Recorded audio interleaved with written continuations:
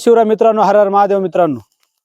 तर बघा तुम्ही, आपण आज किल्ले धोडपवर आलेलो आहोत. कासाठी आलेलो आहोत? या ठिकाणी रौद्रशंभ प्रतिष्ठान आयोजित धोडप किल्ले सार्वजनिक शिवजन्म उत्सव सोहळा या ठिकाणी होणार आहे. तो बी लोकवर्गणीतून आपण छत्रपती शिवाजी महाराज शिवजन्म उत्सव सोहळा या ठिकाणी साजरे करणार आहोत.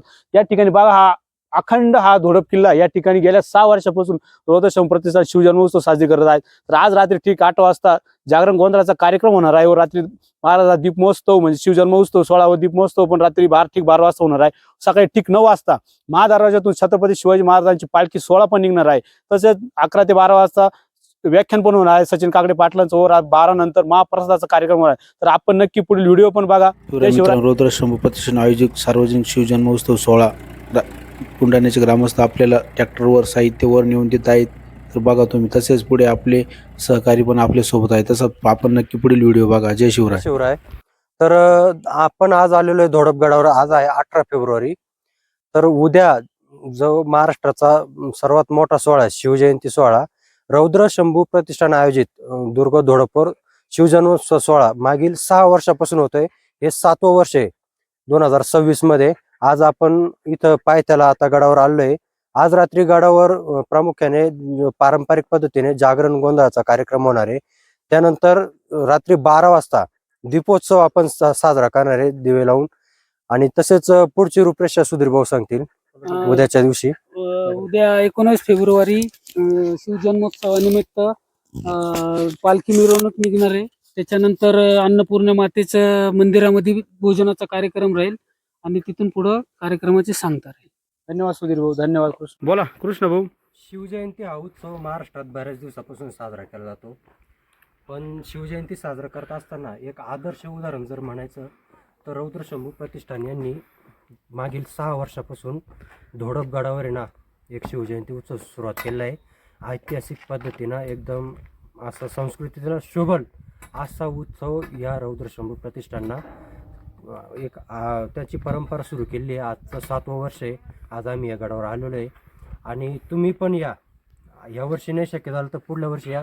तुम्हाला संस्कृतीला शोभल असं एक शिवजयंती उत्सव तुम्हाला बघायला मिळेल याची मी तुम्हाला खात्री देतो. जय शिवराय. धन्यवाद कृष्ण भाऊ. मित्रांनो, आपण वर आल्यानंतर या बघा, या ठिकाणी आपले मावळे मोठ्या उत्साहात शिवजन्मोत्सव सोहळ्याची तयारी करत आहे.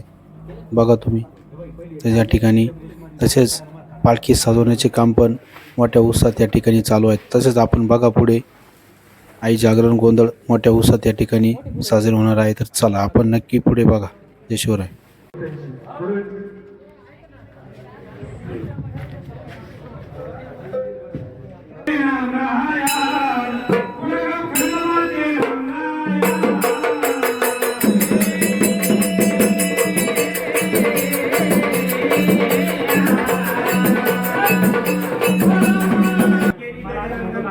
राधा कृष्णाची सुद्धा पूजा झाली. राधा सेवा करायची आपल्या जगदंबे मातेची.